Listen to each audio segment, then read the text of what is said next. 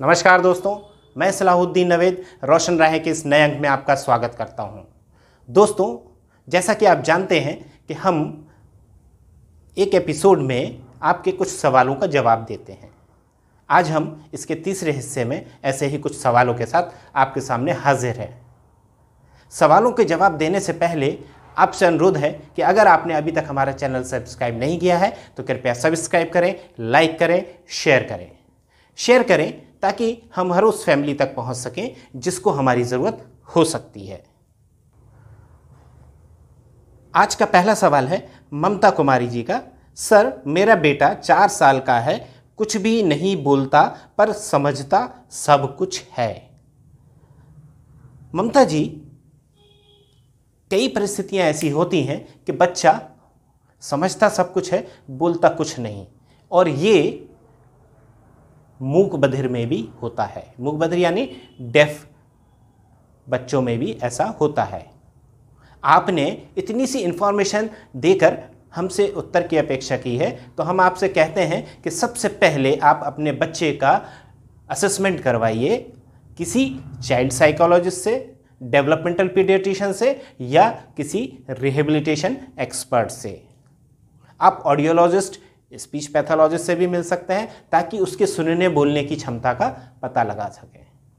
उसके बाद हम तय करें कि हमें क्या करना चाहिए। अगर हम जब तक ये नहीं मालूम होगा कि बच्चे को दिक्कत क्या है, तो इन लक्षणों के आधार पर, इन सिम्टम्स के आधार पर कुछ कहना बेवकूफ़ी होती है, क्योंकि नहीं बोलना बहुत सारी कंडीशंस में होता है और हम किसका नाम ले दें आपके लिए, तो ये गलत होगा। इसलिए बेहतर है कि आप किसी डेवलपमेंटल पीडियाट्रिशियन, चाइल्ड साइकोलॉजिस्ट से मिलकर एक उसका डेवलपमेंटल असेसमेंट करवाइए, और उसके बाद अगर कोई डिसऑर्डर आता है तो उसके अकॉर्डिंग थेरेपीज या ट्रीटमेंट होगा। उम्मीद है आपको आपके सवाल का जवाब मिल गया होगा। अगला सवाल है एडवोकेट काव्या जी का। सर, मैं दिल्ली से हूँ, मैं मेरे बेटे के लिए आपसे कंसल्ट करना चाहती हूँ। वो 3 साल का है और कुछ नहीं बोलता। 3 साल के बच्चे का स्पीच डेवलपमेंट लगभग पूरा हो जाता है, और अगर आपका बच्चा 3 साल का होने के बाद भी कुछ नहीं बोल रहा है, तो क्या हमने उसका असेसमेंट करवाया है कि वो क्यों नहीं बोल रहा है? और जैसे अभी मैंने ममता कुमारी जी को बोला, वही आपको बोलता हूँ कि जब तक हमें इश्यूज़ का पता नहीं होगा, कॉज का पता नहीं होगा, अगर कोई डिसऑर्डर है तो उसका पता नहीं होगा, तो हम ट्रीटमेंट प्लान नहीं कर सकते हैं। तो इसलिए सबसे पहली स्टेज है कि हम ये पता लगाएं कि ऐसा क्यों है। और इसके लिए आप दिल्ली में बहुत सारी फैसिलिटीज़ अवेलेबल हैं जहां पर आप आपका डेवलपमेंटल असेसमेंट करवा सकते हैं बच्चे का। प्रवेश सकलानी जी कहते हैं, sir, my child makes eye contact properly but don't understand our words properly and don't take part in family conversation.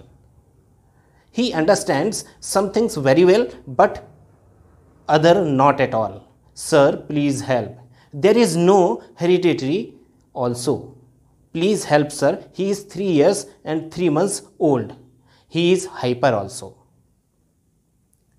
प्रवेश जी, अब मैं आपसे ये कहना चाहूँगा कि कुछ चीज़ें इनमें से ये इशारा कर रही हैं कि बच्चे को ऑटिज़्म हो सकता है। तो आप मेरे एक वीडियो जिसमें ऑटिज़्म के हमने सिर्फ 10 सिम्टम्स बताए हैं, उनमें से कुछ सिम्टम इसमें नज़र आ रहे हैं, तो आप एक बार उस वीडियो को देखें। अगर आपको लग रहा है कि वाकई में उसको ऑटिज़्म हो सकता है, तो आप प्रॉपर ऑटिज़्म असेसमेंट करवाइए चाइल्ड साइकोलॉजिस्ट से या डेवलपमेंटल पीडियाट्रिशियन से। इसके बाद जब ये प्रूव हो जाए कि बच्चे को ऑटिज़्म है, इस लेवल का है, माइल्ड है या मॉडरेट है, उसके बाद हम ट्रीटमेंट प्लान करेंगे। और ट्रीटमेंट क्या हो सकता है ये भी आपको हमारे पुराने एपिसोड्स में मिल जाएगा। दोस्तों, आपको हम बता दें कि सियाड एक अप्रोच है जिसके माध्यम से, जिसके थ्रू हम लोग ऑटिज़्म को बहुत अच्छे से डील कर सकते हैं और कुछ अवस्थाओं में ऑटिज़्म को हम ख़त्म भी कर सकते हैं, हरा भी सकते हैं। तो तो उम्मीद है आपको आपके सवाल का जवाब मिल गया हो। अगला सवाल लिया है हमने भूपेश शर्मा जी का।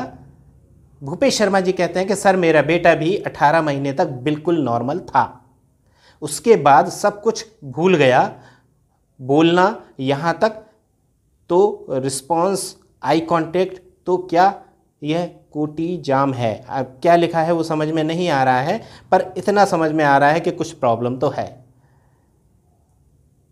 भूपेश जी, 18 महीने तक अगर बच्चा नॉर्मल डेवलपमेंट कर रहा है तो बहुत संभावना है कि बच्चे को ऑटिज्म स्पेक्ट्रम डिसऑर्डर हो गया हो। और यहाँ पर हमारा पहला काम है कि हम ये वेरीफाई करें कि बच्चे को कहीं ऑटिज्म तो नहीं है, और उसके लिए जैसे मैंने पहले भी कई बार बताया है कि हमें प्रॉपर असेसमेंट करवाना होगा। और जब ये डायग्नोस हो जाए कि बच्चे को ऑटिज्म है, माइल्ड या मॉडरेट लेवल का है, उसके बाद हम ट्रीटमेंट प्लान करेंगे। उसके पहले हम कुछ नहीं कर सकते और ना कुछ हमें करना चाहिए। दोस्तों, जब आप सवाल पूछते हैं तो ये सुनिश्चित कर लें, ये श्योर कर लें कि आप इंफॉर्मेशन ज़्यादा से ज़्यादा दें, और उसके बाद हमारा एपिसोड का इंतज़ार करें ताकि हम आपको प्रॉपर इंफॉर्मेशन दे सकें।